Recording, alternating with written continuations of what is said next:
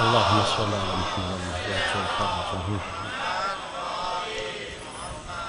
ایک مرتبہ سورہ فاتحہ پڑھ کر اپنے تمام مرحومین بالخصوص والدین ذاکر خان بلوچ اور ان کے بیٹے مرحوم عدیل حسین، بیٹی مرحوم ذاکر خان صاحب کو، ان کے خانوادے کے دیگر تمام مرحومین کو اِسال ثواب فرما دیجئے۔ بسم اللہ الرحمن الرحیم، الحمدللہ رب العالمین، الرحمن الرحیم، مالک یوم الدین، ایاک نعبد و ایاک نستعین، اہدنا الصراط المستقیم، صراط الذین انعمت علیہم غیر المغضوب علیہم ولا الضالین۔ بسم اللہ الرحمن الرحیم، قل هو اللہ احد اللہ الصمد لم یلد ولم یولد ولم یکن له کفوا احد۔ بسم اللہ الرحمن الرحیم، قل هو اللہ احد اللہ الصمد لم یلد ولم یولد ولم یکن له کفوا احد۔ بسم اللہ الرحمن الرحیم، قل هو اللہ احد اللہ الصمد لم یلد ولم یولد ولم یکن له کفوا احد۔ اعوذ باللہ السمیع العلیم من الشیطان الرجیم، بسم اللہ الرحمن الرحیم، الحمد للہ الذی ہدانا لہذا وما كنا لنهتدي لولا أن هدانا الله لقد جاءت الرسل ربنا بالحق الصلاة والسلام على رسول المسدد المصطفى الأمجد المحمود الأحمد أبي القاسم محمد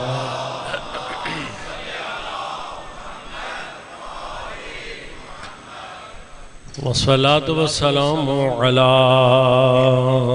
أسد الله الغالب غالب على كل غالب علي بن أبي طالب، والصلاة والسلام على سيدة المعصومة المظلومة الطاهرة البتول بضعة الرسول فاطمة الزهراء سيدة نساء العالمين، والصلاة والسلام على الحسن المجتبى والحسين المظلوم وأهل بيته الطيبين الطاهرين المعصومين المظلومين المنتجبين المنتخبين، لا سيما بقية الله في الأراضين روحي وأرواح العالمين لتراب مقدمه الفداء، ولعنة الله على أعدائهم أجمعين. أما بعد، قال الله تعالى في كتابه الكريم: بسم الله الرحمن الرحيم، قد تبين الرشد من الغي فمن يكفر بالطاغوت ويؤمن بالله فقد استمسك بالعروة الوثقى لا انفصام لها والله سميع عليم.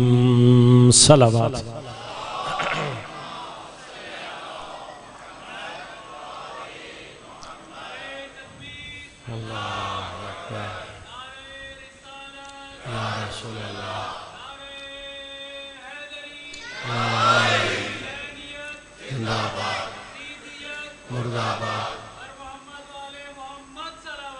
اللہم صلی علی محمد.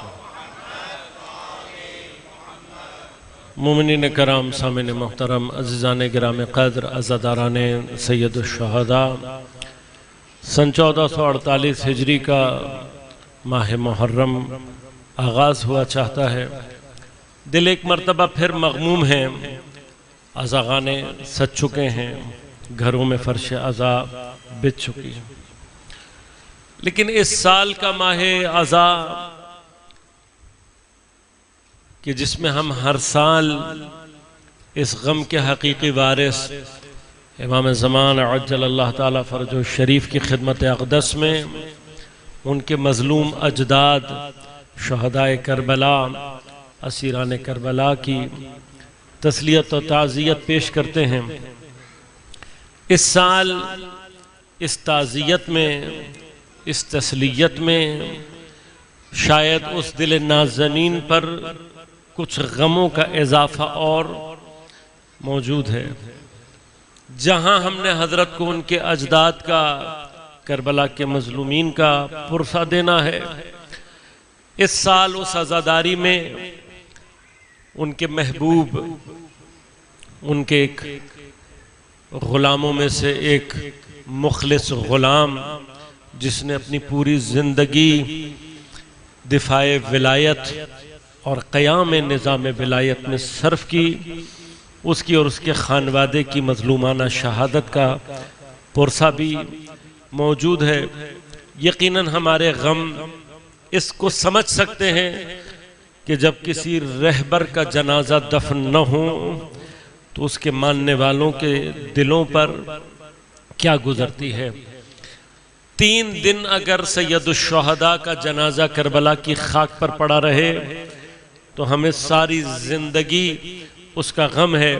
اس غم پر اضافہ یہ ہے کہ آج کروڑوں کی تعداد میں شیعہ ہونے کے باوجود حسین کے شیعہ مظلومیت کی اسی منزل پر ہیں کہ آج حسین کے فرزند کا جنازہ 2 ماہ سے زیادہ منتظر ہے اس بات کا کہ دشمن سے امان کی وہ کیفیت ایجاد ہو جہاں پر اس مظلوم سید کو اس کے تمام احترام کے ساتھ دفن کیا جا سکے۔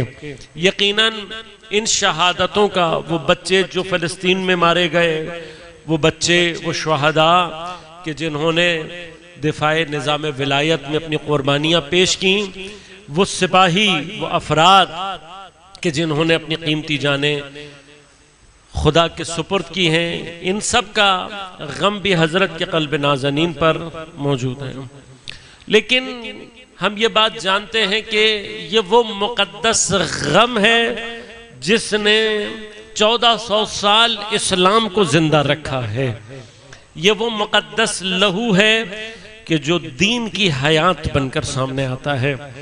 وہ یہ مرحلہ پیش کیسے آتا ہے؟ یہ کیسے ہوتا ہے کہ بعض افراد کی شہادت پورے مکتب کی حیات بن جائے؟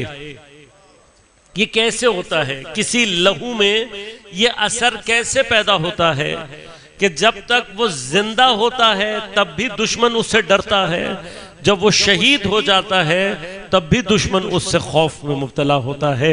وہ اپنی حیات میں شاید دشمن کے لیے اتنا خطرناک نہیں ہوتا جتنا وہ اپنی شہادت کے ذریعے سے ہو جاتا ہے۔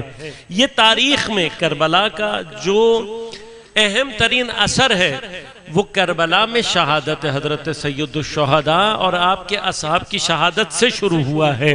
یعنی کربلا نے تاریخ میں یہ بات از اول رقم کر دی تھی کہ یہ مکتب شہادت کے لہو سے پروان چڑھتا ہے، پس تم جتنا ہمیں شہید کرو گے ہم نابود نہیں ہوں گے، اتنے ہم مستحکم اور مضبوط ہوتے چلے جائیں گے۔ یہ اثر شہادت ہے۔ اور آج ہم 1400 سال کے بعد یقیناً یہ معجزات کربلا میں سے ہی ہے، لیکن اس 1400 سال کی تاریخ میں آپ غور سے اگر دیکھیں تو شاید کربلا کے بعد اب کوئی شہادت ایسی ہے کہ جس کے خون کی تاثیر اس طرح سے پورے جہان میں مرتب ہو رہی ہے۔ کوئی مظلومیت کے عالم میں شہید ہو کر اپنی شہادت سے پوری دنیا کے اوپر تاثیر کو مرتب کر رہا ہے۔ کربلا کے بعد اگر کسی لہو نے، کسی شہادت نے اتنی شدت کے ذریعے سے اگر کوئی تاثیر مرتب کی ہے تو وہ رہبر معظم اور ان کے اصحاب کا خون اور لہو اور شہادت ہے۔ اب یہ جو تاثیر اس لہو میں آئی ہے یہ کربلا سے ہی رزق شہادت کو وصول کرنے کا اثر ہے۔ یعنی کوئی اگر کربلا کربلا کو اپنا امام بنا لے، کوئی اگر کربلا کو اپنی درسگاہ بنا لے تو وہ اپنے زمانے میں اس طرح سے کربلائی ہو کر جہان کے سامنے آ سکتا ہے، اپنے وجود سے کربلا کے اثر کو دنیا میں مرتب کر سکتا ہے۔ لیکن یہ سب کیسے ہوتا ہے، یہ کیفیات ایجاد کیسے ہوتی ہیں، انہی تمام باتوں کو سمجھنے کے لیے اور کربلا کو ایک ایسا ہی درس بنانے کے لیے انشاءاللہ ہم کوشش کریں گے پروردگار عالم کی مدد اور استعانت سے، اور اہل بیت علیہم السلام کی نگاہ لطف اگر شامل حال رہی تو اس سال کے اس عشرہ محرم میں کربلا طاغوت کا مقابلہ، کفر بطاغوت، کربلا کا حقیقی درس، اس عنوان سے انشاءاللہ گفتگو کو آپ کی خدمت میں پیش کروں گا، اور ولایت الہیہ اور ولایت طاغوت یہ کیا ہیں، ان کی کیا کیفیات ہیں، انشاءاللہ کوشش کریں گے ان مطالب کو سلسلہ وار آپ کی خدمت میں تقدیم کر سکیں۔ میں یقیناً چند ایک باتیں آپ کی خدمت میں مقدماتاً عرض کروں گا، اور پھر کوشش کروں گا کہ ان پوری سلسلہ مجالس میں سلسلہ وار مطلب کو آپ کی خدمت میں تقدیم کر سکوں۔ اپنے موضوع پر گفتگو کے لیے سورہ مبارکہ بقرہ کی 257 نمبر آیت کا جز میں نے آپ کی خدمت میں تلاوت کیا۔ یہ 257 نمبر آیت 257 یہ آیات الکرسی کا حصہ ہیں، جو تقریباً انشاءاللہ کہ تمام ہی سامعین کی اذہان عالیہ میں محفوظ ہوں گی، ان کا ترجمہ بھی یقیناً آپ کے اذہان میں موجود ہوگا۔ آیات الکرسی ایک چھوٹا سا مسئلہ ہے، صرف بیان کرتا چلوں کہ بعض اوقات بعض افراد یہ سوال کرتے ہیں کہ آیات الکرسی ایک آیت ہے تو ہمارے ہاں 3 آیات کیوں پڑھی جاتی ہیں؟ عام طور پر ایک سوال ہے، 256، 257 اور 258۔ اس کا جواب علماء نے دیا ہوا ہے۔ سب سے پہلا جو اہم ترین جواب ہے وہ یہ کہ عبادات میں چونکہ امر توقیفی ہے، یعنی جو چیز ائمہ نے معصومین نے جیسے بیان کر دی، یہ ضروری نہیں ہے کہ ہمیں اس کا فلسفہ اور اس کا مطلب آج سمجھ میں آئے، یہ ضروری نہیں ہے۔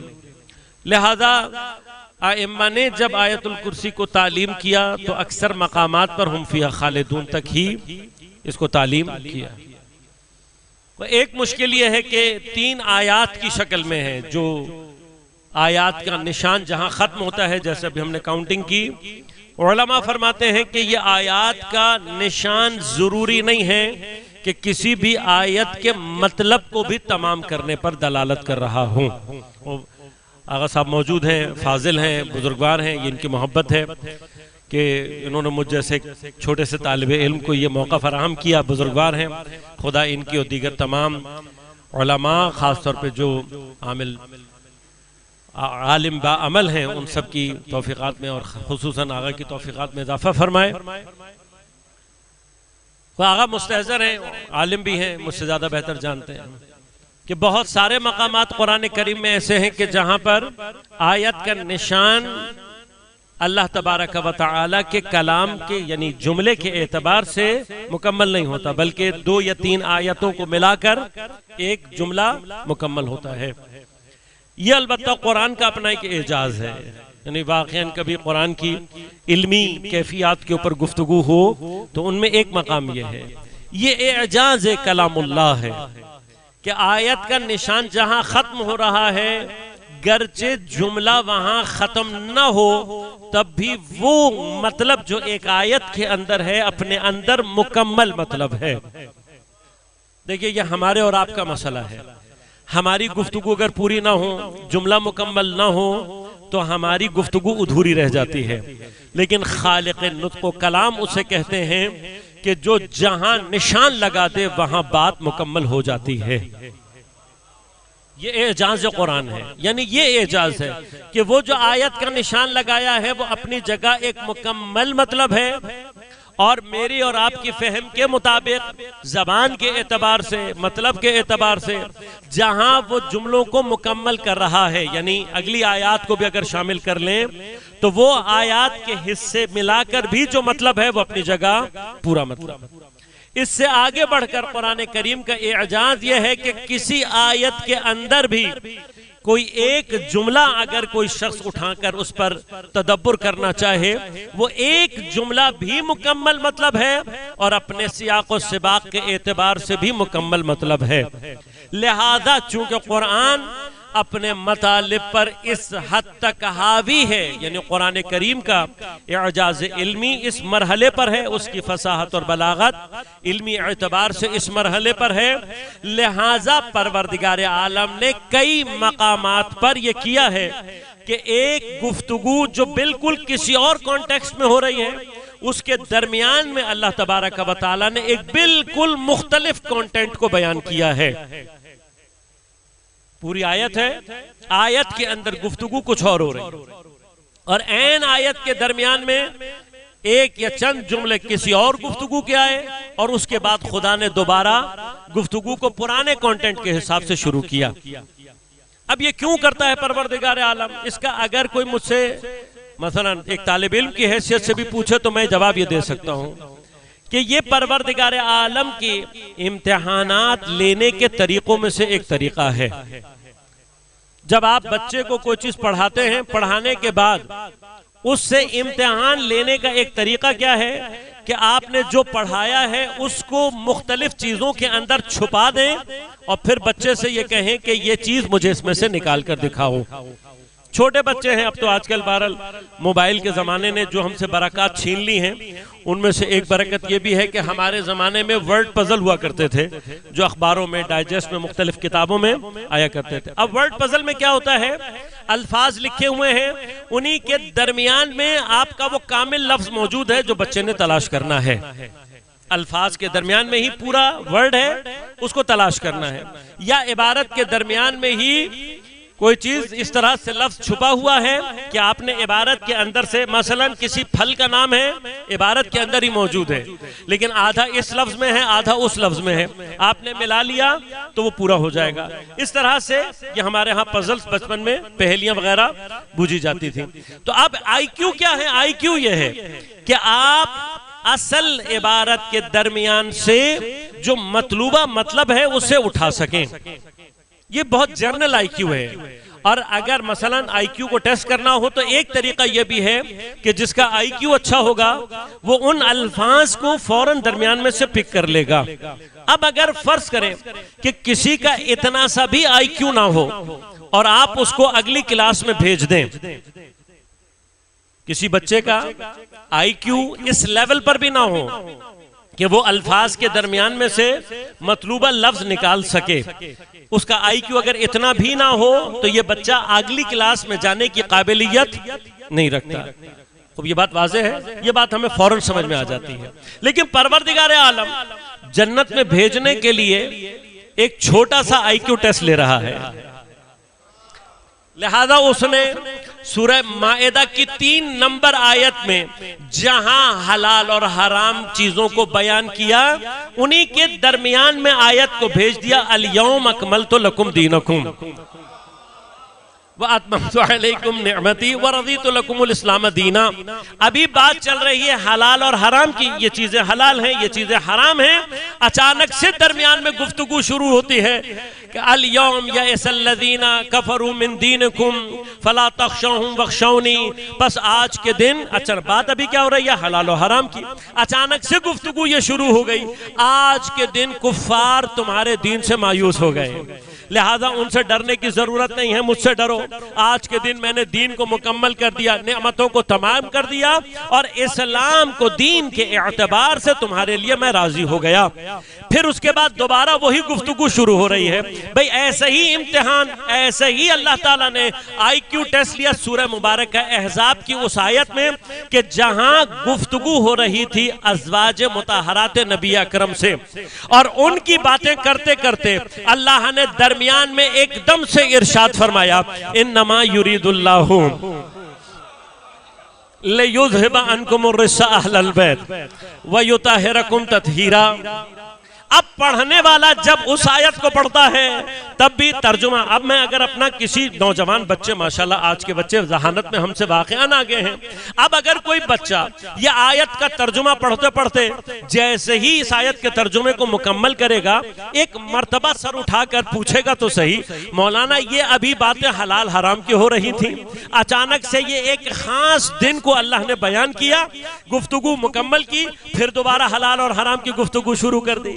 یا یہاں پر ازواج کے احکام کو بیان کر رہا تھا، ساری ضمیریں نساء جم کی تھی، مؤنث جم کی تھیں، اچانک درمیان میں اللہ نے جمع مذکر کا صیغہ استعمال کر کے اہل بیت کے لیے آیہ تطہیر کو بیان کرنا شروع کر دیا، اور پھر اس کو ختم کرتے ہی دوبارہ اصل مطلب کی طرف پلٹ گیا. تو مولانا کچھ تو ہے، کوئی بات تو ہے.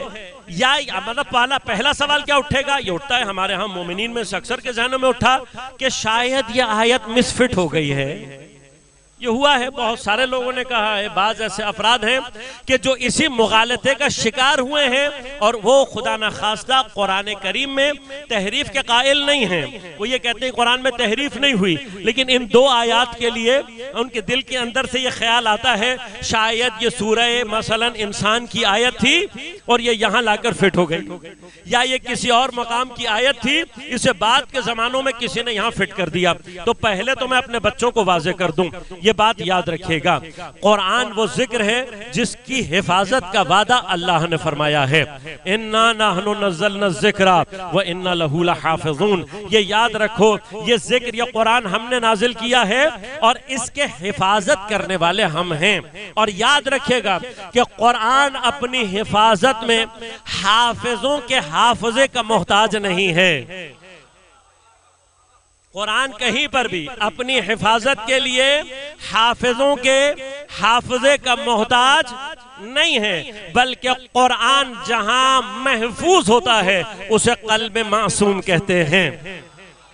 انشاءاللہ یہ گفتگو اپنی جگہ، کبھی تفصیل رہی تو عرض کروں گا کہ قرآن اگر عرش پر محفوظ ہو تو لوح محفوظ کہلاتا ہے، اگر فرش پر محفوظ ہو تو قلب معصوم کہلاتا ہے. وہ قرآن حافظوں میں محفوظ نہیں ہے. قرآن کی حفاظت کا ذمہ اللہ نے حافظوں کے حافظے کو قرار نہیں دیا ہے، بلکہ حافظ کا حافظہ قرآن کی برکت سے اپنے آپ کو محفوظ رکھتا ہے. قرآن، پھر سے کہہ رہا ہوں، قرآن حافظ کے حافظوں کا محتاج نہیں ہے. اور یہی اب یاد رکھیے گا، اسی طرح سے پاکستان جو ملک بنا ہی قرآن کی اجرا کے لیے ہے. پاکستان کا مطلب کیا؟ لا الہ الا اللہ. تو جو دین بھی اسلام کی حفاظت کے لیے بنا ہے اس کا اصل محافظ بھی اللہ ہے. نہ دین اور قرآن کا محافظ حافظ ہے، نہ پاکستان کا محافظ کوئی حافظ ہو سکتا ہے. اس ملک کی بھی حفاظت انشاءاللہ اللہ ہی نے کرنی ہے. لہذا یہ جو حافظوں میں قرآن ہے یہ وہ قرآن نہیں ہے. یہ قرآن کا انشاءاللہ کبھی بحث رہی، موقع رہا، اور قرآن کی حقیقت وجودیہ پر بحث کروں گا، پھر تفصیل سے آپ کی خدمت میں عرض کروں گا. لہذا عزیزان من، یہ قرآن چونکہ اللہ نے محفوظ رکھا ہے، لہذا میرے جوان اس بات کو اچھی طرح سمجھ لیں، قرآن کریم میں کوئی بھی تحریف نہیں ہوئی ہے. جس کے محافظ کربلا والے ہوں اس قرآن میں تحریف ناممکن ہے. نہ قرآن کے الفاظ میں کوئی تحریف ہوئی ہے، نہ قرآن کے زیر و زبر میں کوئی تحریف ہے، نہ قرآن کے نقطوں میں کوئی تحریف ہے، نہ قرآن کی ترتیب کے اندر کوئی تحریف ہے. کوئی تحریف قرآن کریم میں نہیں ہے. یہ اسی طرح سے پیغمبر اکرم صلی اللہ علیہ وآلہ وسلم نے، حضرت نے تعلیم کروایا، حضرت امیر المؤمنین علی ابن ابی طالب علیہ السلام نے محفوظ کیا، اور اسی طرح سے اس کو اجرا کروایا گیا ہے. ایک سوال جو بچوں کے ذہنوں میں فوراً اٹھ جاتا ہے کہ پھر وہ صحیفہ امیر المؤمنین، وہ قرآن جو حضرت امیر نے جمع کیا تھا وہ کیا تھا؟ اس قرآن میں ترتیب کے اعتبار سے، الفاظ کے اعتبار سے کوئی تبدیلی نہیں، ایسے ہی بائے بسم اللہ سے شروع ہو کے والناس کی سین سے ایسے ہی ہے. حضرت نے جو صحف جمع کیا تھا اس کے حاشیے میں آپ نے شان نزول بیان کی تھی، روایات بیان کی تھی، اور حاشیے کے اندر ہی آپ نے اس کی ترتیب نزولی کو بیان کیا تھا، نہ کہ ترتیب نزولی کے اعتبار سے قرآن کو جمع کیا تھا. نہیں، ایسا نہیں ہے. یہ قرآن میرے اور آپ کے لیے ایسا ہی رہے گا اور ایسے ہی ہیں اور اس کے ایسے ہی آثار مرتب ہوتے ہیں. وہ جو ترتیب نزولی بیان کی گئی ہے اس کا مقصد یہ تھا کہ قرآن فہمی میں جب آپ اگلے مرحلے میں داخل ہوں گے اور آپ یہ جاننا چاہیں گے کون سی آیت کب اور کہاں اور کیسے نازل ہوئی، اس کی تفصیل موجود تھی. یہ قرآن ایکسیپٹ نہیں کیا گیا. خب کیوں ایکسیپٹ نہیں کیا گیا اس پر بحث کرنے کی ضرورت نہیں ہے. کیوں اگر یہ قرآن اسی طرح سے ایکسیپٹ ہو جاتا تو بہت ساری چیزیں واضح ہو جاتی کہ منافقوں کی آیات کس کے لیے نازل ہوئی ہیں اور مومنین کی آیات کس کے لیے نازل ہوئی ہیں، اور اس طرح کے بہت سارے مسائل تھے جو حل ہو جاتے. لہٰذا یہ قرآن نہیں ہوا، یہ محفوظ ہے. اور انشاءاللہ جب امام زمان عجل اللہ تعالیٰ فرجہ الشریف ظہور فرمائیں گے تو آپ کے پاس یہ مصحف محفوظ ہے اور پھر انشاءاللہ سب اس سے استفادہ کریں گے. اب قرآن میں کوئی تبدیلی نہیں ہے اور یہ قرآن کریم کا کمال ہے. اب قرآن نے کیا یعنی خود پیغمبر کو حکم ہوا کہ جب آئے الیوم اکملت لکم دینکم نازل ہوئی جو تقریباً سب سے آخری آیات ہیں، جب یہ آیات نازل ہو گئی تو کہا اس آیت کو مکمل آیت نہ بناؤ. سورہ مائدہ کی جہاں فرمایا وہاں پہ پیغمبر نے رکھ دی. اسی طرح سے آیہ تطہیر بھی. اب یہ اللہ تبارک و تعالیٰ کیوں کر رہا ہے، یہ ایک سوال ہے. میں نے اس کا جواب آپ کی خدمت میں عرض کر دیا کہ اب اگر کوئی بچہ پڑھے گا تو پڑھتے ہی فوراً متوجہ ہوگا کہ اس کا مطلب باقیوں سے مختلف ہے. جیسے ہی آپ اختلاف کی طرف متوجہ ہوتے ہیں آپ موضوع کی اہمیت کی طرف متوجہ ہو جاتے ہیں. یعنی کیا؟ پروردگار عالم چاہتا ہے کہ میرے بندے میرا کلام پڑھتے ہوئے جب اختلاف لہن کو دیکھیں تو فوراً متوجہ ہوں کہ یہ آیت میں نے خاص طور پر رکھائی اسی لیے ہے تاکہ کم از کم اتنا تو آئی کیو تمہارے اندر موجود ہو کہ تم اس آیت کو باقیوں سے فرق کر کے اس کی اہمیت کی طرف متوجہ ہو جاؤ. اب جیسے کسی بچے کا آئی کیو اگر اس لیول پر نہ ہو کہ وہ ایک سالم لفظ کو باقی الفاظ کے درمیان سے نکال سکے تو اسے اگلے مرحلے میں لے جانا ظلم ہوتا ہے، اسے داخل نہیں کیا جاتا. بس یاد رکھنا کوئی اگر قرآن کا پڑھنے والا ہو، قرآن کا حافظ ہو، قرآن کو رٹا تو لگا لے لیکن قرآن کے اندر اتنا سا بھی آئی کیو استعمال نہ کرے تو اسے حق نہیں ہے کہ وہ جنت میں داخل ہو سکے. تو تھوڑا سا آئی کیو ضروری ہے. یہ قرآن کا تھوڑا سا آئی کیو کیا کرے گا؟ یہ تھوڑا سا آئی کیو ہمیں متوجہ کرتا ہے کہ آیہ تطہیر میں خدا کوئی خاص پیغام دینا چاہتا ہے. آیہ الیوم اکملت لکم دینکم میں خدا کوئی خاص پیغام ہم اور آپ تک پہنچانا چاہتا ہے. اب اس کیفیت کے ساتھ کہ پروردگار عالم نے اس کو مطلب کے اعتبار سے کسی اور مطلب کے اندر رکھا ہے، یہ اعجاز قرآنی ہے کہ اس مطلب کے درمیان میں بھی وہ اپنا مطلب دیتا ہے اور اس مطلب سے باہر نکال کر بھی اس کا مطلب مکمل رہتا ہے. آیات الکرسی میں اپنے مطالب کے اعتبار سے اگر کوئی بھی شخص سورہ بقرہ کو پڑھے تو وہ بہت آسانی سے متوجہ ہو جاتا ہے کہ اللہ ولی الذین آمنوا سے لے کر ہم فیہا خالدون تک مطلب ایک ہے. دوسری اور تیسری دلیل اس کی یہ ہے کہ اہل سنت کے ہاں بھی یہ فتویٰ موجود ہے کہ نمازوں میں عام طور پر اگر حکم نہ ہو تو سورہ فاتحہ یعنی حمد کے بعد کم از کم 3 آیات پڑھی جائیں. اگر آپ کوئی سورہ پڑھنا چاہتے ہیں البتہ ہمارے فقہا کے نزدیک آپ جو بھی سورہ پڑھ رہے ہیں اسے کامل پڑھیں. اور چونکہ کامل ترین سورتوں میں آخری جو سورہ ہے جو مکمل ہے مختصر ہے وہ سورہ کوثر ہے جو 3 آیات پر ہے. لہذا اسی سے حکم کو استخراج و استنباط کیا گیا کہ کم از کم بھی اگر کوئی آپ سورہ پڑھنا چاہتے ہیں اور اگر آپ کو مکمل یاد نہیں ہے تب بھی 3 آیات اس کی کم از کم پڑھیں. اس بات کو اور دیگر اور بہت سارے ادلہ کو سامنے رکھتے ہوئے آیات الکرسی کو جب بیان کیا گیا تو کہا ہم فیہا خالدون تک. اب یاد رکھیے گا جہاں کہیں کسی بھی مسئلے میں آپ کو کوئی حکم ملا، کوئی اعمال ملے کہ جس میں نماز میں یا کسی جگہ آیت الکرسی پڑھنی ہے، اگر کوئی قید نہ لگی ہو تو آپ نے خفیہ خالدون تک پڑھنی ہے۔ اگر کہیں اس سے انحراف ہوگا تو پھر آپ کو کہا جائے گا کہ علی العظیم تک پڑھو، بس اگر کہیں یہ قید نہیں آئے گی تو آپ نے خفیہ خالدون تک پڑھنی ہے۔ اب یہ ایک مطلب ہے، اور انشاءاللہ کبھی موضوع رہا خود آیت الکرسی کا تو تفصیل سے بعض اور مطالب آپ کی خدمت میں عرض کروں گا۔ ابھی تو ہماری جو نگاہ ہے وہ یہ ہے کہ اسی آیت الکرسی کے درمیان میں پروردگار عالم ارشاد فرماتا ہے قد تبین الرشد من الغی۔ میں آج ترجمہ کروں گا، اجمالی سا ترجمہ کروں گا اور پھر بات کو آہستہ آہستہ آگے بڑھائیں گے۔ قد تبین الرشد، تبین بیان سے ہے جس کا معنی ہے واضح اور روشن کر دینا۔ قد تبین الرشد بتحقیق واضح کر دیا اللہ تبارک و تعالی نے رشد کو غی سے۔ اب رشد کیا ہے اور غی کیا ہے یہ معنی میں انشاءاللہ آپ کی خدمت میں تفصیل سے کروں گا۔ آج ایک اجمالی سا ترجمہ کروں گا تاکہ ذہن میں معنی رہے، لیکن انشاءاللہ تفصیلات آگے۔ رشد عام طور پر ترجمہ کیا جاتا ہے ہدایت، لیکن ہدایت کے لیے قرآن کریم میں لفظ موجود ہے ہدا اور ہدایت دونوں۔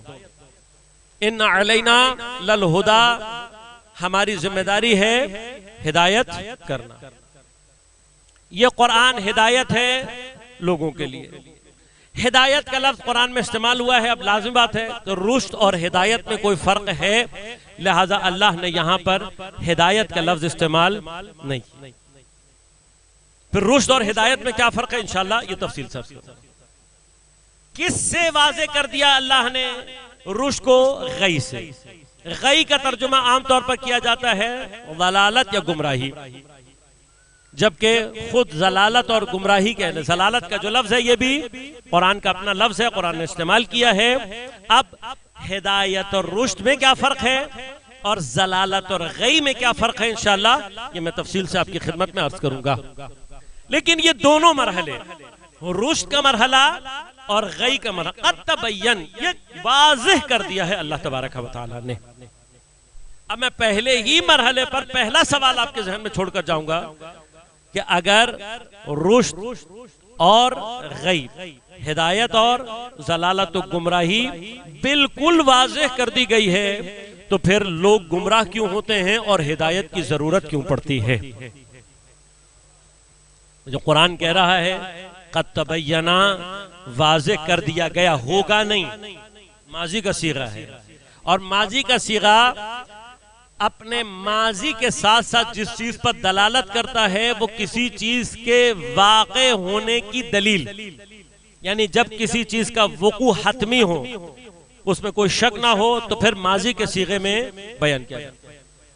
لہذا اسی وجہ سے قیامت کی نسبت اکثر مقامات پر اللہ تبارک و تعالی نے ماضی کا صیغہ استعمال کیا ہے، اور انشاءاللہ اس سے متعلق بھی کچھ گفتگو ہے جو میں آپ کی خدمت میں عرض کروں گا۔ آپ قیامت کے جتنے بھی سورہ اٹھائیں گے کسی میں بھی آپ کو مستقبل کا صیغہ تقریباً نہیں ملے گا۔ اذا وقعت الواقعہ، جب واقعہ ہو گیا، پیش آ گیا۔ اذا زلزلت الارض زلزالہا، جب زمین زلزلے میں آ گئی۔ اذا انشقت القمر، جب قمر پارا پارا ہو گیا۔ یہ سارے کے سارے جتنے بھی ماضی کے صیغے ہیں، ایک تو ماضی کا صیغہ کس لیے استعمال ہوا ہے؟ اس لیے استعمال ہوا ہے کہ علماء نے فرمایا کہ چونکہ قیامت ایک حتمی، یعنی اس قدر یقین ہے اس کے ہونے کا کہ ماضی کے صیغے کا معنی یہ ہے کہ گویا یہ ہو گئی ہے، لیکن اس کا ایک اور معنی بھی ہے کہ جو انشاءاللہ میں آپ کی خدمت میں عرض کروں گا۔ اب قد تبین الرشد، رشد اور غی یہ واضح ہو گئے۔ اب چونکہ واضح ہو گئے ہیں تو فمن یکفر بالطاغوت، جس کسی نے بھی طاغوت کا کفر کیا، کفر انکار نہیں، وہ انکار پھر قرآن کا لفظ ہے، قرآن طاغوت کے انکار کی بات نہیں کر رہا ہے بلکہ کیا کہہ رہا ہے؟ یکفر بالطاغوت۔ انکار اور کفر میں کیا فرق ہے انشاءاللہ یہ عرض کریں گے، لیکن ان تمام چیزوں سے پہلے جو ضروری ہے وہ کیا ہے کہ طاغوت کسے کہتے ہیں، طاغوت کیا چیز ہے۔ لیکن جس کسی نے بھی فمن یکفر بالطاغوت، جس کسی نے بھی طاغوت کا کفر کیا وَيُؤْمِن بِاللَّهِ، اگلا مرحلہ کیا ہے؟ اور اللہ پر ایمان لایا۔ یعنی اس کا معنی کیا ہے؟ اس کا معنی یہ ہے کہ اگر کوئی بھی طاغوت کے کفر کے بغیر اللہ پر ایمان کی بات کر رہا ہے تو وہ ایمان کی منزل میں داخل ہی نہیں ہوا ہے۔ گفتگو ہے، میں آپ کی خدمت میں عرض کروں گا انشاءاللہ۔ آیا کفر بالطاغوت لازمہ ایمان ہے؟ آیت اللہ جوادی عاملی حفظ اللہ فرماتے نہیں، ایسا نہیں، یعنی ضروری نہیں ہے، یہ لازمہ نہیں ہے کہ جو کوئی بھی طاغوت کا کفر کرے گا وہ حتماً یؤمن باللہ ہے کا، نہیں، ایسا نہیں۔ لیکن کفر بالطاغوت مقدمہ ایمان باللہ ہے۔ یکفر بالطاغوت ایمان باللہ کا مقدمہ ہے۔ اب مثلا مقدمہ اور ذل مقدمہ، ان کا آپس میں ربط کیا ہوتا ہے؟ اس کو اگر سمجھنا ہو تو سب سے آسان مثال یہ ہے کہ نماز کا مقدمہ وضو ہے، نماز کا مقدمہ وضو ہے۔ وضو کرنے کا لازمہ نماز نہیں ہے، ایسا تو نہیں ہے نا؟ مطلب قرآن کہتا ہے لا صلاۃ الا بطہور، بغیر طہور کے، بغیر وضو کے، بغیر طہارت کے نماز نہیں ہے۔ اب کوئی اگر وضو کر لے تو کیا نماز ہو گئی؟ نہیں، نماز نہیں ہوئی، نماز نہیں ہوئی۔ اسی طرح سے کوئی کفر بالطاغوت کر لے، طاغوت کے کفر کا مطلب یؤمن باللہ، یہ آج سمجھنا ضروری ہے، یہ بات سمجھنا ضروری ہے۔ کیوں؟ اس لیے کہ ابھی ہم یہ دیکھ رہے ہیں کہ بہت ساری دنیا میں بہت سارے کافر باللہ ایسے ہیں جو ساتھ ساتھ طاغوت کے مقابلے پر کفر کا اعلان کر رہے ہیں۔ اب جو طاغوت کے مقابلے پر کفر کا اعلان کر دے، کیا وہ مسلمان اور مومن ہو گیا؟ نہیں، بلکہ یہ کیا ہے؟ مقدمہ۔ مقدمے کا معنی کیا ہے؟ مقدمے کا معنی یہ ہے کہ بغیر، گرچہ وضو کا مطلب نماز نہیں ہے، لیکن بغیر وضو نماز ممکن ہی نہیں ہے۔ آپ کسی بھی صورت میں بغیر وضو نماز نہیں پڑھ سکتے۔ اب اگر کوئی یہ کہے بلکہ بغیر وضو بڑے ہی خشوع اور خضوع کے ساتھ نماز پڑھ رہا ہو تو پھر کیا ہوگا؟ اب کوئی کہے نماز پڑھ تو لی، وضو نہیں کیا تھا، کوئی بات نہیں، کہنا نا، ایسا نہیں ہے۔ بلکہ چونکہ وضو مقدمہ نماز ہے اور نماز میں ورود کے لیے یہ طہارت ضروری ہے، یعنی کیا؟ جب تک تم اپنے اندر یہ طہارت ایجاد نہیں کر لو گے، خدا تمہیں اس بات کی اجازت ہی نہیں دیتا کہ تم نماز میں ورود پیدا کر سکو۔ اب بغیر اس طہارت کے کوئی کتنا ہی تڑپ تڑپ کر، کتنے ہی خضوع اور خشوع سے کہے نماز پڑھتا ہوں قربتاً الی اللہ، اور پورے عشق بھی بہ رہے ہوں، توجہ بھی ہو، ہر چیز حاصل ہو، لیکن جتنا اس کا خضوع اور خشوع بڑھے گا اتنا نور نہیں، دل میں اتنی ہی ظلمت اور کفر بڑھتا چلا جائے گا۔ جتنی بڑی نماز پڑھ رہا ہوگا، جتنی زیادہ نماز پڑھ رہا ہوگا بغیر وضو، اتنا ہی ظلمت کی طرف جا رہا ہوگا، کفر کی طرف جا رہا ہوگا، گناہ کی طرف جا رہا ہوگا۔ بھئی یہی مرحلہ ہے کفر بالطاغوت میں اور یؤمن باللہ میں۔ کفر بالطاغوت وہ طہارت ہے جو ایمان باللہ کی منزل میں داخل ہونے کا انسان کو اجازت دیتا ہے۔ پس اگر کوئی طاغوت کے مقابلے پر کفر کو ظاہر نہیں کر رہا، اب جتنا مرضی اپنے آپ کو مومن سمجھ رہا ہے اتنا ہی کفر کی طرف جا رہا ہے۔ پس اس کا معنی کیا ہوا؟ جو کتنی ہی نمازیں کیوں نہ پڑھ لے، کتنا ہی روزے کیوں نہ رکھ لے، کتنی ہی بڑی بڑی مسجدیں کیوں نہ بنا لے، جب تک کفر بالطاغوت کی منزل پر نہیں آئے گا، جب تک کفر بالطاغوت کی منزل پر نہیں آئے گا، اس کا ایمان اور اس کا کوئی عمل اس کے کام نہیں آئے گا۔ لہٰذا اب اگر کسی نے ایمان باللہ کی وادی میں داخل ہونا ہے تو جو طہارت اسے چاہیے وہ کفر بالطاغوت کی طہارت ہے۔ اب یہ میرے جو جملے ہیں معذرت چاہتا ہوں، لیکن میں عام طور پر کراچی میں بھی اکثر کہیں گفتگو ہوتی ہے تو میں کہتا ہوں میرا اپنے سامعین سے جو سب سے ایک ابتدائی ترین درخواست ہے وہ یہ کہ اگر آپ مجالس اگر آپ کربلا کو واقعاً درسگاہ بنانا چاہتے ہیں تو مجلس سن کر بھولیں نہیں. ہاں، جو مجلس آپ نے آج سنی ہے، جو جملے بھی آپ کو یاد رہ جائیں ان کو نوٹ کر لیں اپنے پاس، اور انشاءاللہ یہ جو گفتگو میں کر رہا ہوں یہ پوری گفتگو میں آگے چل کر یہ سارے کام آئیں گے. اور میرے لیے مشکل اس وقت ہوتی ہے جب میں 8ویں مجلس میں جا کر پہلی مجلس کا ریفرنس دیتا ہوں تو بہت سارے لوگ حیرت سے مجھے دیکھ رہے ہوتے ہیں. تو بہرحال امید کرتا ہوں کہ یہاں یہ کیفیت پیش نہیں آئے گی. اب یہ مقدمہ ہے، یہ مقدمہ، یہ کفر بالطاغوت اگر اس منزل پر نہیں آئے، جتنا مرضی کلمہ پڑھ لو، ایمان باللہ کی منزل حاصل. اب یہ بات کہنے کے بعد اللہ تبارک و تعالی ارشاد فرما رہا ہے فَمَن يَكْفُرْ بِالطَّاغُوتِ وَيُؤْمِن بِاللَّهِ، جس نے یہ دو کام کر لیے، کفر بالطاغوت کر لیا اور پھر اللہ کی ایمان کی وادی میں داخل ہو گیا، اللہ پر ایمان لے آیا، یہ پورا پروسیس کرنے کے بعد فَقَدْ اسْتَمْسَكَ بِالْعُرْوَةِ الْوُثْقَىٰ، اس نے اللہ کی مضبوط رسی کو تھام لیا. لَا انْفِصَامَ لَهَا، یہ رسی کب مکمل ہوگی؟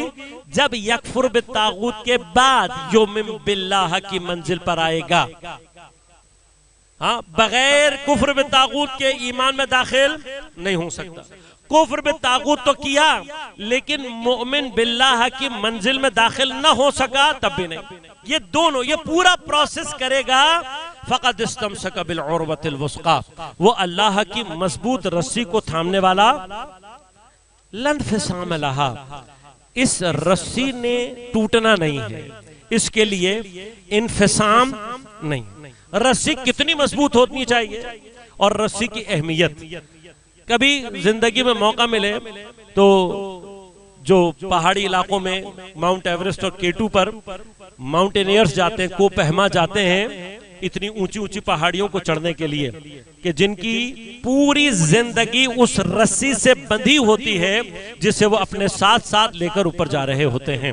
اب یہ جتنا اوپر جاتے ہیں اتنا ہی کھائیاں خطرناک ہوتی چلی جاتی ہیں، اتنا ہی گھاٹیاں خطرناک ہوتی چلی جاتی، اتنا ہی ایولانچ اور برف کے طوفان کے آنے کا امکان بڑھتا چلا جاتا ہے.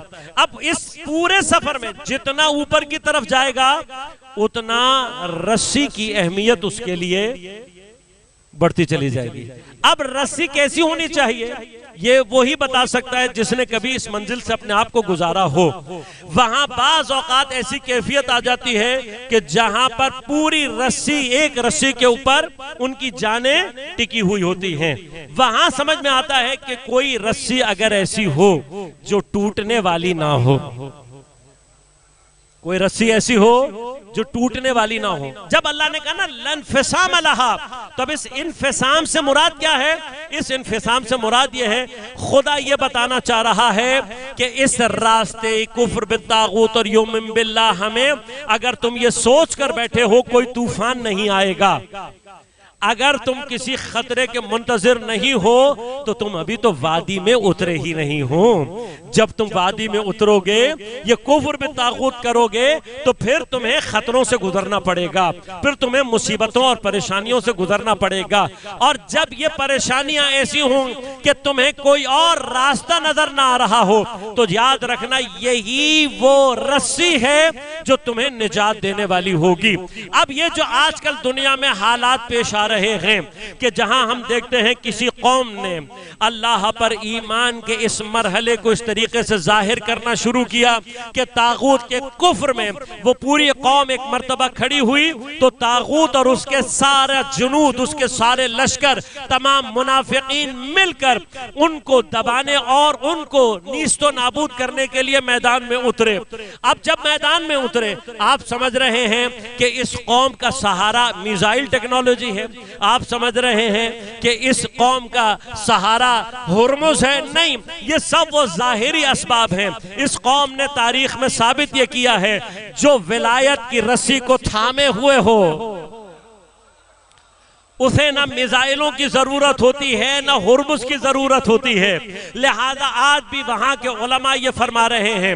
آپ کبھی اگر انسٹاگرام یا مختلف پوسٹوں پہ جا کر دیکھیں سوشل میڈیا نیٹ ورک پہ، اس وقت وہاں کے جتنے بڑے بڑے علماء ہیں، خاص طور پر وہ علماء کے جو عوام میں زیادہ مقبول ہیں، آغا پناہیان ہیں اور اس طرح کے بہت سارے بزرگ علماء، وہ کیا کہہ رہے ہیں؟ وہ کہہ رہے ہیں ہمیں نہ میزائلوں پر بھروسہ ہے نہ ہرمز کا سہارا لیے ہوئے ہیں.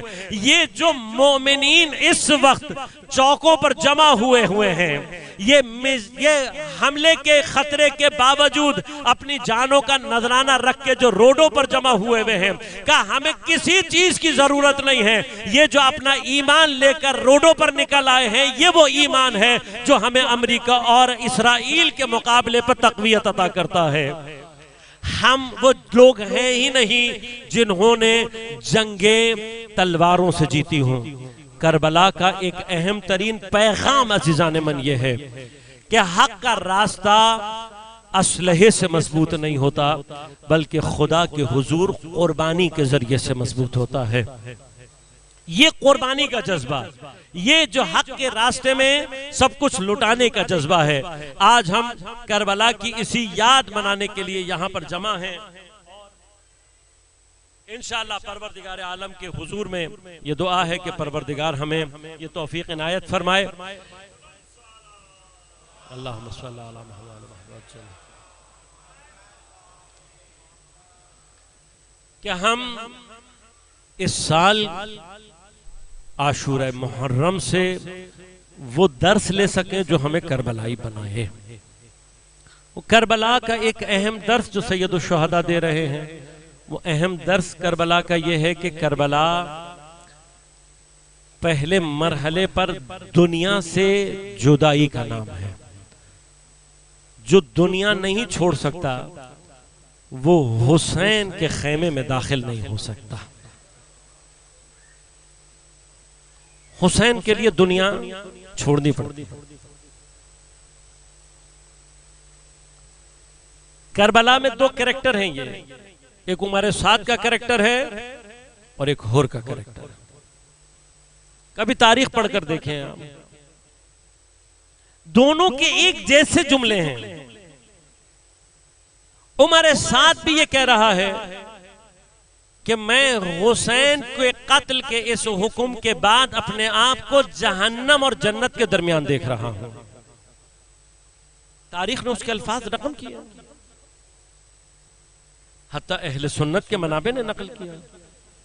عمر سعد کیا کہہ رہا ہے کہ امام حسین کو قتل کرنا یعنی جہنم کو خریدنا. امام حسین سے جنگ کرنا یعنی پیغمبر سے جنگ کرنا. امام حسین سے جنگ یعنی خدا سے جنگ. کہ میں کھڑا ہوں جنت اور جہنم کے درمیان میں، لیکن کیا کروں، رے کی حکومت کی محبت میرے دل سے نہیں نکلتی. انشاءاللہ موضوع رہا تو عرض کروں گا آپ کی خدمت میں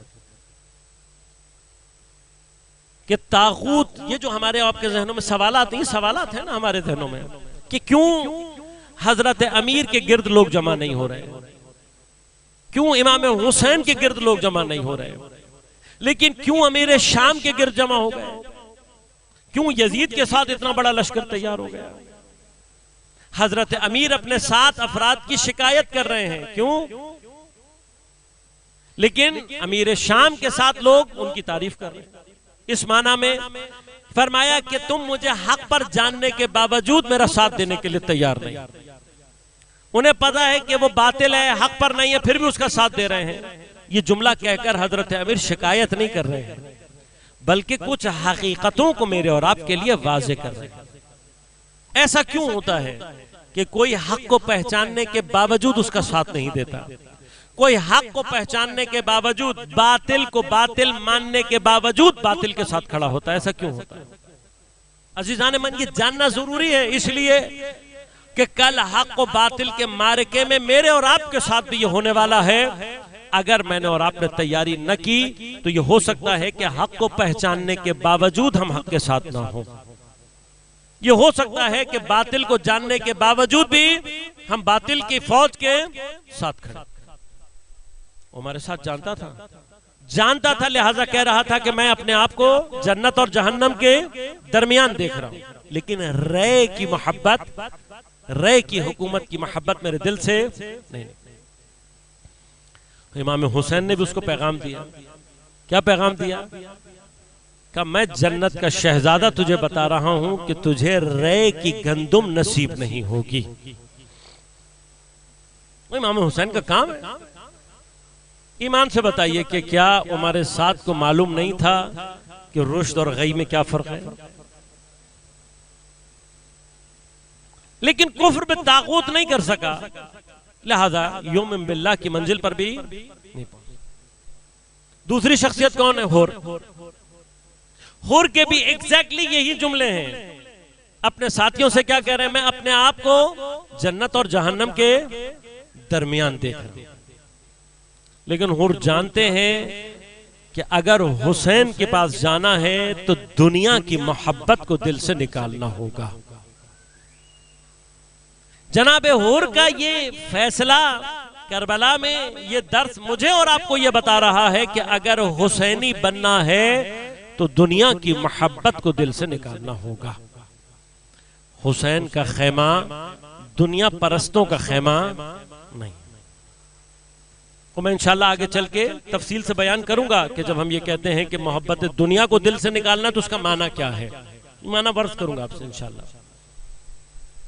لیکن کربلا دنیا کو چھوڑنے سے آغاز کر رہی ہے، اور حسین سب سے پہلے نانا کے مدینہ کو چھوڑ رہے ہیں۔ آسان نہیں ہے امام حسین کے لیے نانا کے مدینہ کو چھوڑنا، اس لیے نہیں کہ امام حسین کا وطن ہے، اس لیے نہیں کہ امام حسین کا بچپن یہاں گزرا، امام حسین کا شہر ہے، امام حسین کا گھر ہے، نہیں، اس وجہ سے کہ روضہ رسول یہی ہے، اس وجہ سے کہ ماں کی تربت یہیں کہیں خاک میں موجود ہے، اس لیے کہ یہیں پر بھائی حسن کی تربت موجود ہے۔ شہر مہم نہیں ہے، حسین کے لیے نانا کا حرم چھوڑنا مشکل ہے، لہذا جب یہ طے ہو گیا، یہ طے ہونا ہے، کون طے کرے گا؟ یہ طے کریں گے وہ لوگ کہ جو کربلا کی اساس ہیں۔ جب امام کو پیغام ملا کہ حاکم مدینہ ولید نے بلایا ہے، اور ایک ہی وقت میں پیغام امام کو بھی دیا گیا، عبداللہ ابن زبیر کو بھی دیا گیا، دونوں مسجد میں تھے، امام متوجہ ہو گئے کہ کیا ہونے والا۔ جب عبداللہ ابن زبیر جیسا شخص متوجہ ہو گیا تو امام کیسے متوجہ نہ ہوتے؟ قاصد کے جانے کے بعد عبداللہ ابن زبیر امام کے پاس آیا اور آ کر کہا، یا ابن رسول اللہ، خبر جو مجھے ملی ہے وہ آپ کو بھی دی گئی۔ کہا ہاں ایسا ہی ہے۔ کہا آپ کا کیا ارادہ ہے؟ کہا میں جاؤں گا ولید سے بات کروں گا۔ کہا میرا مشورہ یہ ہے کہ چپ چاپ مکے نکل جائیں، اور عبداللہ ابن زبیر نے ایسا ہی کیا، چپ چاپ مکہ چلا گیا۔ امام حسین نے نہیں کیا ایسا، کیوں؟ اس لیے کہ امام چپکے سے مدینہ چھوڑنا چاہتے ہی نہیں تھے، نہیں چھوڑنا چاہتے تھے چپکے سے۔ امام ولید کے دربار میں جب جا رہے تھے تو یہاں سے کربلا کا آغاز ہو رہا ہے، لہذا کربلا کے ارکان کو جمع کیا، حضرت عباس کو بھی بلایا، جناب زینب کبریٰ کو بھی بلایا، حضرت امام زین العابدین، سب کو بلا کر ایک مرتبہ مشورہ کیا۔ یہ جب طے پا گیا کہ امام کو جانا چاہیے اور بات کرنی چاہیے ولید سے، تو جناب زینب کبریٰ نے کہا، بھائی میں آپ کو اکیلا جانے نہیں دوں گی۔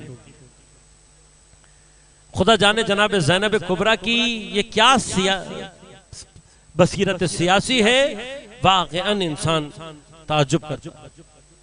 جب امام اپنے بنی ہاشم کے جوانوں کے ساتھ چلے ہیں تو ابا کے نیچے تلواریں ہیں، چہروں پر نقاب لگے ہوئے ہیں، 18 ایسے چاند امامت کے سورج کو اپنے جلوم میں مل کر دارالامارہ تک آئے۔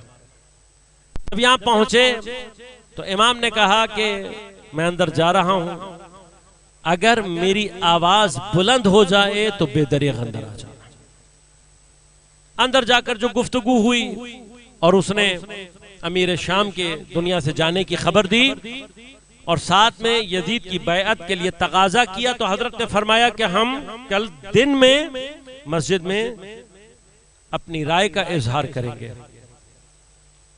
جب پلٹ کر جا رہے ہیں تو اسی کے بغل میں مروان، وہ شخص کے جس کو اور اس کے باپ کو رسول نے لعنت کر کے مدینہ سے نکال دیا تھا، بیٹھا ہوا تھا، اور اس نے ایک مرتبہ کان میں کہا کہ ابھی گرفتار کر کے ان سے بیعت لے، اور بیعت کا انکار کریں تو سر کاٹ دے، یہ دوبارہ تیرے ہاتھ نہیں آئے۔ یہ سننا تھا تو امام نے ایک مرتبہ پلٹ کر ایک بہت مختصر سا خطبہ دیا جس میں اپنا بھی تعارف کرایا اور یزید اور اس کے خاندان کا بھی تعارف کرایا۔ یہ تعارف بنیادی طور پر دو نظاموں کا تعارف ہے، اور ایک نظام کا نمائندہ حسین ابن علی ہیں، دوسرے نظام کا نمائندہ اس وقت یزید ہے۔ اور پھر فرمایا مثلی لا یبایع مثلہ، مجھ جیسا کبھی اس جیسے کی بیعت نہیں کرے گا۔ یہ مجھ جیسا یعنی کیا؟ یعنی الہی نظام کا کوئی بھی شخص باطل اور شیطانی نظام کے کسی بھی شخص کی بیعت کو اختیار نہیں کرے۔ شاید یہ من یکفر بالطاغوت کی پہلی اینٹ ہے جو امام حسین کربلا کی اپنی نہضت اور تحریک میں رکھ رہے ہیں۔ جس نے بھی اس نظام کی بیعت کا انکار کیا وہ یکفر بالطاغوت کی منزل پر خود بخود آ جاتا۔ اس گفتگو کے دوران جب حضرت کی آواز بلند ہوئی اور باہر کھڑے ہوئے ہاشمی جوانوں نے آواز کو سنا تو ایک مرتبہ تلوار نکال کر نعرہ تکبیر لگاتے ہوئے دارالامارہ میں داخل ہوئے۔ کسی کی جرأت نہ تھی کہ ان کا راستہ روک سکتا۔ چاروں طرف سے حضرت کو اپنے جلو میں لیا اور حفاظت کے ساتھ گھر تک پہنچا دیا۔ بس عزیزوں، یہ جملہ سنتے ہی ذہن عصر عاشور اس ندا کی طرف جاتا ہے۔ آج حسین کے لہجے میں ذرا سی آواز بلند ہوئی ہے، انصار حسین حسین کو اپنے جلو میں لیے با حفاظت گھر تک لے آئے، لیکن 10 محرم کو عصر عاشور حسین استغاثہ کر کے کہہ رہے ہوں گے حل من مغیث یغیثنا، حل من ذاب یذب عن حرم رسول اللہ، ارے ہے کوئی ہماری مدد کرنے والا، ارے ہے کوئی اللہ کے رسول کے حرم سے دفاع کرنے والا۔ لیکن حسین آواز دے رہے ہوں گے، امام کی آواز پہ لبیک کہنے والا کوئی نہ ہوگا۔ بس عزیزو، گھر تشریف لے کر آئے اور ایک مرتبہ مشورہ کر کے جانے کی تیاریاں شروع ہوئیں۔ یہاں قافلہ آمادہ ہو رہا تھا، وہاں حسین بوجھل قدموں سے نانا کی مرقد تک پہنچے۔ راوی کہتے ہیں خود کو مرقد پر گرا کر حسین اتنا روئے کہ ایک مرتبہ حسین پر غشی طاری ہو گئی۔ ایک مرتبہ عالم خواب میں پیغمبر کو دیکھا، سر پر امامہ نہیں ہے، آستین اوپر چڑھی ہوئی ہے، اور ایک مرتبہ گریبان کھلا ہوا ہے، اور کہہ رہے ہیں حسین وعدہ کرنے کا وقت نزدیک آ پہنچا۔ حسین متوجہ ہیں، ایک مرتبہ بلند ہوئے۔ نانا کے مزار سے رخصت حسین کے لیے سختی، لیکن یقیناً ماں کی تربت سے جدا ہونا حسین کے لیے اس سے بھی زیادہ سخت تھا۔ بس عزیزو، یہ ودا کہہ کر حسین پہنچے، قافلہ آمادہ تھا۔ ایک مرتبہ شب کا وقت کا انتظار کیا گیا۔ جیسے ہی رات کی تاریکی چھائی، قناتوں کو لگا کر، اونٹوں کو اور محملوں کو بیٹھا کر خواتین کو سوار کرنے کا مرحلہ آیا۔ راوی کہتا ہے جب بھی کوئی مخدرہ گھر سے آتی، اس کا وارث آگے بڑھ کر اسے سوار سوار کرا تھا، جناب ام فروا کو جناب قاسم نے سوار کیا، جناب ام رباب کو حضرت علی اکبر نے سوار کیا۔ جب ساری خواتین سوار ہو گئی، آخر میں ایک خاتون برآمد ہوئی۔ ارے اس کی عظمت و جلال کا اندازہ یہ تھا، ہر ہاشمی جوان آگے بڑھ رہا، ارے کسی نے آگے بڑھ کر اپنے زانو کو طے کیا، کسی نے اپنے ہاتھوں کا سہارا دیا، کسی نے ابا کے دامن کو تھاما۔ ارے اتنے جلال کے ساتھ جب سوار ہوئی، کسی نے پوچھا یہ بی بی کون ہے؟ کہا یہ علی کی بیٹی زینب کبریٰ ہے۔ بس عزیزو، یہ منظر پڑھتے ہی ایک مرتبہ 11 محرم کی صبح ذہن میں تازہ ہوتی ہے۔ ارے یہی شہزادی تھی، سروں پر چادریں نہ تھی، ارے پہلے خود بیویوں کو سوار کرایا، پھر اپنی سواری کے پاس پہنچی۔ شاید ایک مرتبہ گنج شہیدہ کی طرف دیکھ کر کہا ہو علی اکبر کہاں ہو، عباس کہاں ہو؟ ارے کوئی اور نہ تھا، ایک بیمار آگے بڑھا، رو کر کہتا ہے پھوپھی جان آج آپ کو آپ کا بیمار بیٹا سوار کرائے گا۔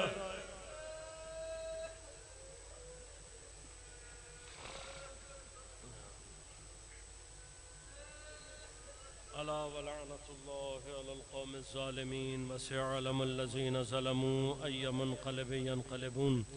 بار الہ بحق زہرا و ابیہا و بعلہا و بنیہا، ہماری عبادت کو اپنی بارگاہ میں قبول و منظور فرما۔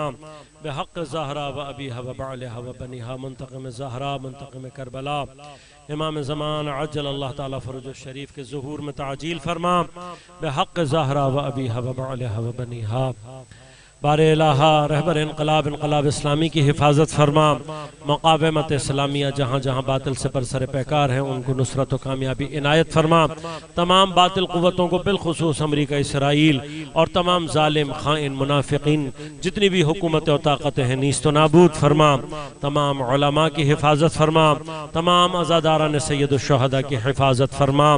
پر مومنین کو اپنے حفظ امان میں رکھ، پریشانیوں کو دور فرما، مشکلات کو آسان فرما، بیماروں کو صحت کامل عاجل عنایت فرما، حاضرین کے مرحومین کی مغفرت فرما، بالخصوص ذاکر خان بلوچ کے والدین، ان کا بیٹا مرحوم عادل حسین، بیٹی مرحومہ ذاکر خان، ان سب کو بار الہ اس مجلس کا ثواب ایصال فرما۔ ہم سب کو امام زمان عجل اللہ تعالیٰ فروج الشریف کے اعوان و انصار میں شمار ہونے کی توفیق عنایت فرما۔ ربنا تقبل منا انک انت السمیع العلیم برحمتک یا ارحم